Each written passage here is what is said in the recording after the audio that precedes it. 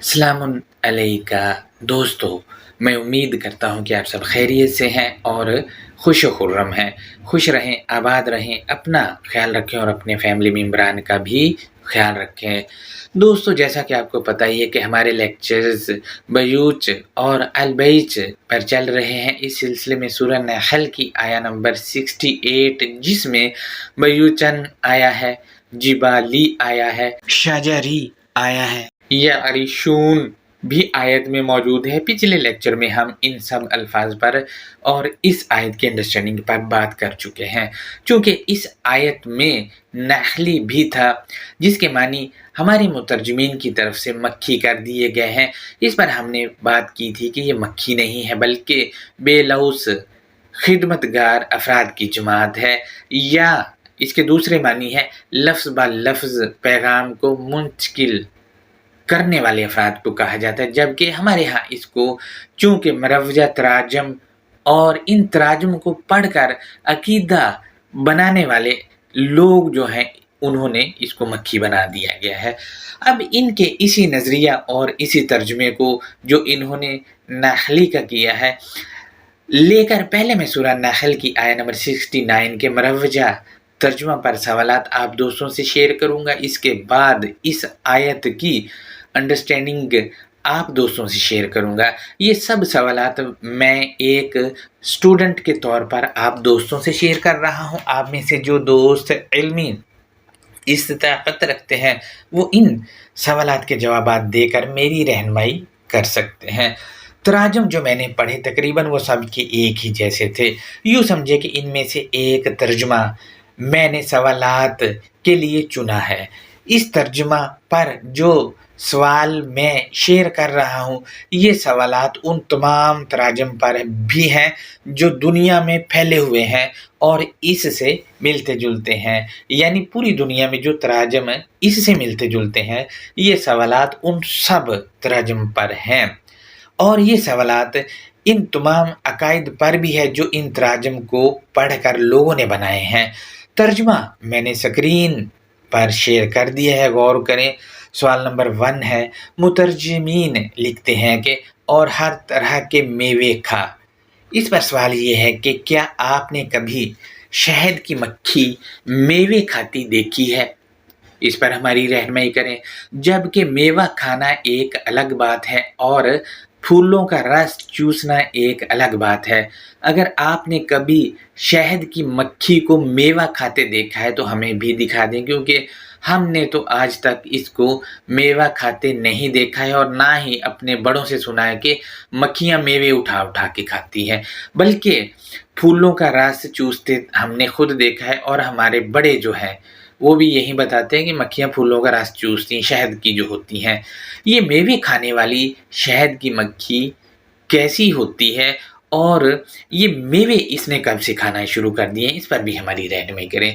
सवाल नंबर 2 है, मुतरजमीन लिखते हैं कि और अपने रब की आसान राहों में चलती फिरती रह।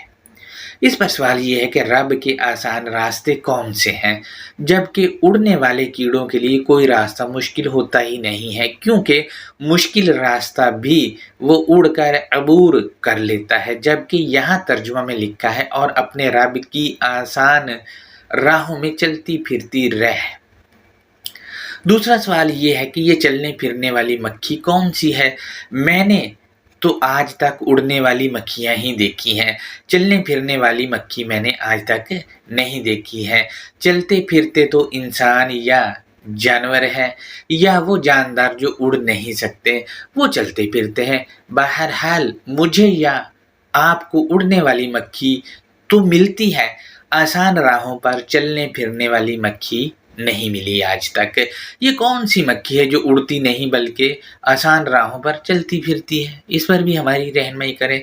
नंबर 3 पर है, मुतरजमीन लिखते हैं कि इनके पेट से रंग बिरंग का मशरूब निकलता है जिसके रंग मुख्तलिफ हैं। इस पर सवाल ये है कि क्या आपने कभी लाल, हरा, पीला, गुलाबी, नीला, ऑरेंज, मेहरून, सुरमई, काला, जामिनी, चॉकलेटी, ब्राउन, सफ़ेद, کلیجی کلر، گرے کلر، فیروزی کلر وغیرہ وغیرہ وغیرہ، ان رنگوں کا مکھی کے پیٹ سے نکلا ہوا مشروب دیکھا ہے کہیں آپ نے؟ اگر دیکھا ہے تو ہمیں بھی بتائیں، ہماری بڑا چاہ ہے ہمیں دیکھنے کا کہ ہم بھی دیکھیں رنگ برنگا شہد، لال، پیلا، ہرا وغیرہ وغیرہ وہ کیسا ہوتا ہے۔ لہٰذا ہمیں دکھائیں، بڑی مہربانی آپ دوستوں کی۔ یہ بات بھی نوٹ کر لیں کہ شہد کو شہد ہی کہا جاتا ہے یا عسل کہا جاتا ہے، مشروب نہیں کہا جاتا۔ اگر آپ نے شہد کو مشروب کہنا ہے تو کہہ لو، لیکن مجھے میرے سوالات کے جوابات دے دیں۔ کیوں یہ رنگ برنگ کا شہد جو شہد کی مکھیوں نے بنایا ہو تو وہ مجھے دکھا دیں کہ دنیا کے کس کونے کی مکھیاں رنگ برنگ کا شہد بناتی ہیں، کیونکہ تراجم میں لکھا ہے کہ ان کے پیٹ سے رنگ برنگ کا مشروب نکلتا ہے۔ سوال نمبر 4 ہے، مترجمین لکھتے ہیں کہ اور جس میں لوگوں کے لیے شفا ہے۔ اس پر سوال یہ ہے کہ لفظ شفا کے معنی کیوں نہیں کیے گئے؟ اس پر ہماری رہنمائی کریں، آخر کیا چھپانا چاہ رہے تھے جو اس کے معنی نہیں کیے؟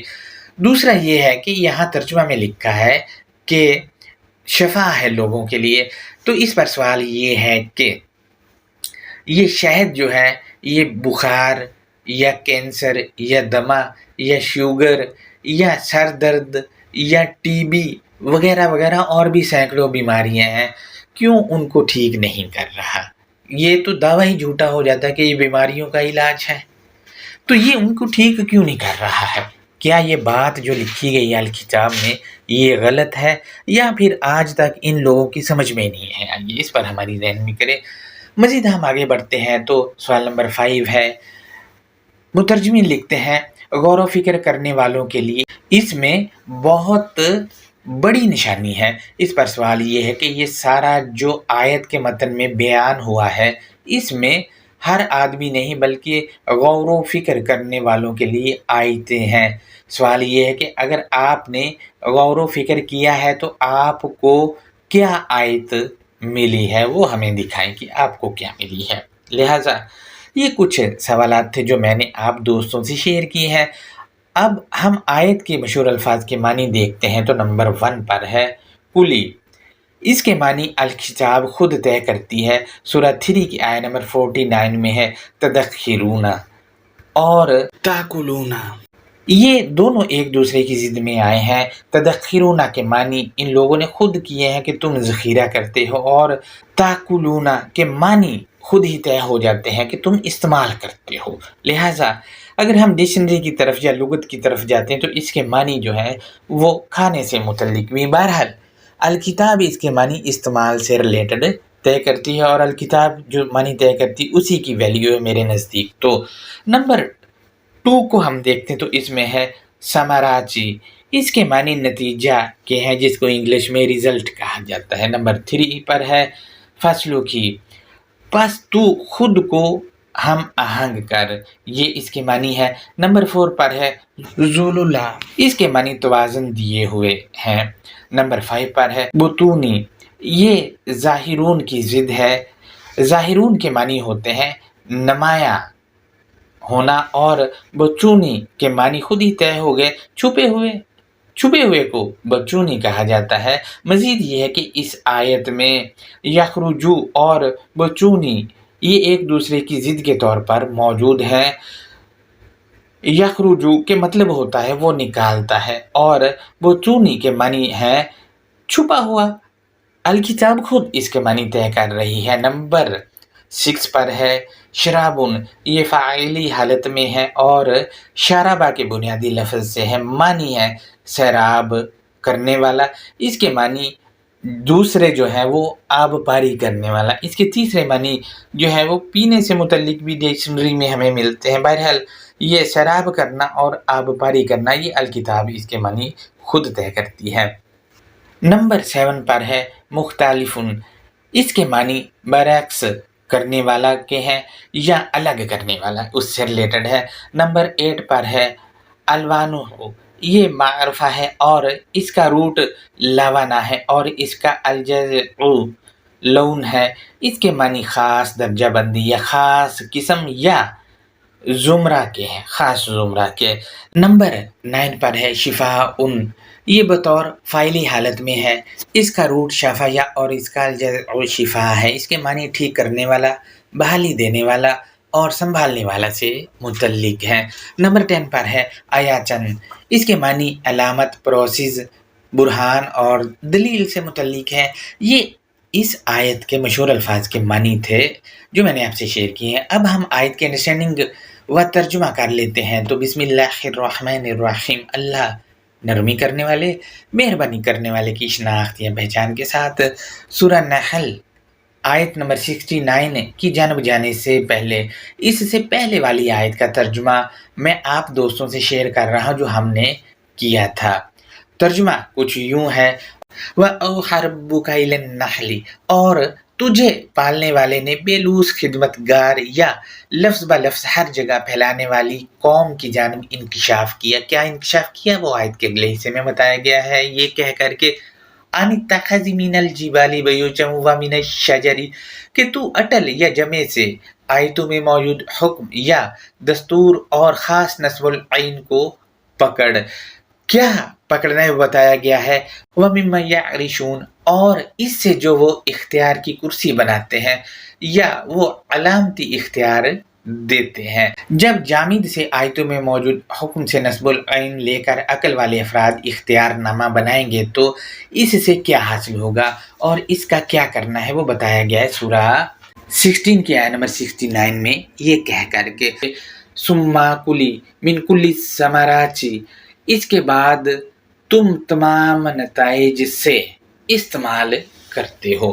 اب دیکھیں، جب عقل والے افراد اختیار کی کرسی بناتے ہیں یا علامتی اختیار دیتے ہیں تو اس کے بعد تم تمام نتائج سے استعمال کرتے ہیں۔ جب وہ اپلائی کر دیا جائے تو اس کے نتائج نکلتے ہیں، ان نتائج کا جو رزلٹ ہوگا اسی کو استعمال میں لانا ہے۔ لہٰذا آیت کے اگلے حصے میں کیا کہا گیا وہ بتایا گیا ہے، فَاسْلُكِ سُبُلَ رَبِّكَ ذُلُلًا، پھر تو خود کو ہم آہنگ کر اپنے پالنے والے کی ویژن یا منصوبہ سازی سے، یعنی پالنے والے کا جو ویژن یا منصوبہ سازی اس سے ہم آہنگ ہونا ہے۔ جب ہم آہنگ ہو جائیں گے تو پھر کیا ہوگا وہ بتایا گیا ہے آیت کے اگلے حصے میں، یہ کہہ کر کے یخرج من بطونها شراب مختلف الوانہ فیہ شفاء للناس، پالنے والا وہ اس بے لوث خدمت گار جماعت سے سیرابی کا مواد نکالتا ہے، الگ کرنے والا، درجہ بندی کرنے والا، ان درجہ بندی کرنے والوں میں انسانیت کے لیے سنبھلنے یا انسانیت کے لیے بحالی دینے والا مواد ہے۔ اب آپ دیکھ لیں، بے لوث خدمت گار جماعت سے سیرابی کا مواد نکلتا ہے، تو یہ بے لوث خدمت گار جماعت کہاں سے یہ مواد لیتی ہے؟ تو وہ اسی آیت میں پچھلے حصے میں ہے کہ ان سے کہا جا رہا ہے کہ خود کو ہم آہنگ کر اپنے پالنے والے کے ویژن یا منصوبہ سازی سے، جب وہ اس منصوبہ سازی یا ویژن سے جو رب کا ہے ہم آہنگ ہو جائیں گے تو وہاں سے وہ مواد لے لیں گے سیرابی کا، اور پالنے والا وہ اس بے لوث خدمت گار جماعت سے سیرابی کا مواد نکالتا ہے۔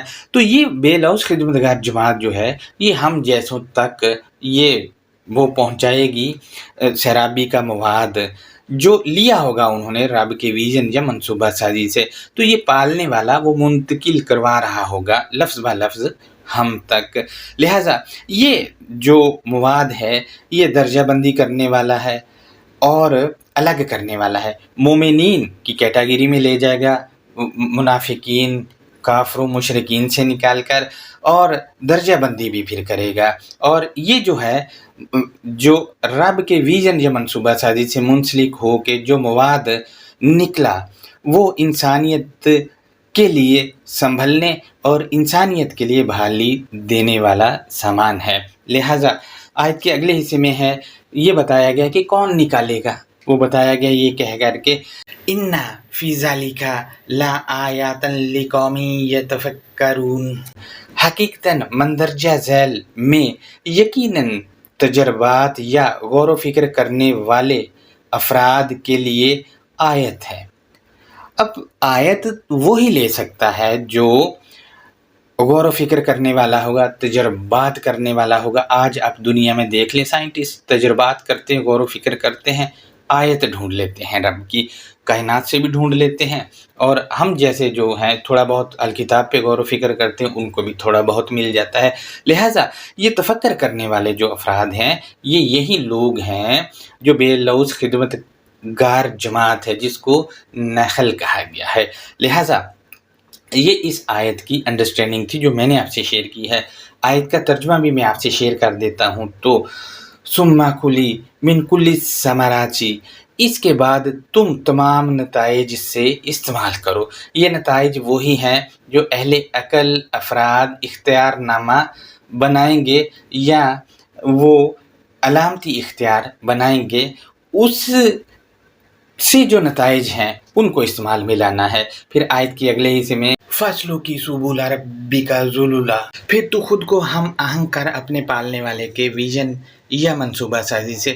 اب دیکھیں، رب کا ویژن یا منصوبہ سازی الکتاب میں ہے، اس سے ہم آہنگ ہو جانا ہے۔ جب ہم آہنگ ہو جائیں گے تو پھر کیا ہوگا، وہ آیت کے اگلے حصے میں بتایا گیا ہے یہ کہہ کر کے یخرج من بطونها شراب مختلف الوانہ فیہ شفاء للناس، پالنے والا وہ اس بے لوث خدمتگار جماعت سے سیرابی کا مواد نکالتا ہے، الگ کرنے والا، درجہ بندی کرنے والا۔ ان درجہ بندی کرنے والوں میں انسانیت کے لیے سنبھلنے یا انسانیت کے لیے بحالی دینے والا سامان ہے۔ ان فی ذالک لآیات لقوم یتفکرون، حقیقتاً مندرجہ ذیل میں یقیناً تجربات یا غور و فکر کرنے والے افراد کے لیے آیتیں ہیں۔ اب آپ دیکھیں، اس میں ذالکہ جو ہے یہ اسم اشارہ بعید ہے، اس کا مشار علیہ پیچھے جو آیت ہے جو بتایا گیا ہے اس آیت میں اور پچھلی والی آیت میں ٹوٹلی ہے، یہ ذالک کا مشار علیہ ٹوٹلی ہے۔ لہٰذا یہ جو ہے غور و فکر کرنے والے جو افراد ہیں ان کے لیے آیت ہے، اس سب میں ہر بندے کے لیے نہیں۔ ہمارے ہاں تو جو بھی اٹھتا ہے وہ آیتیں دھڑا دھڑ بنا سوچے سمجھے بنا غور و فکر کیے کاپی پیسٹ کرنے لگ جاتا ہے۔ لہٰذا یہ جو بنا سوچے سمجھے کاپی پیسٹ کرتے ہیں، انہوں نے الکتاب کی تعلیمات کو سب سے زیادہ نقصان پہنچایا ہے۔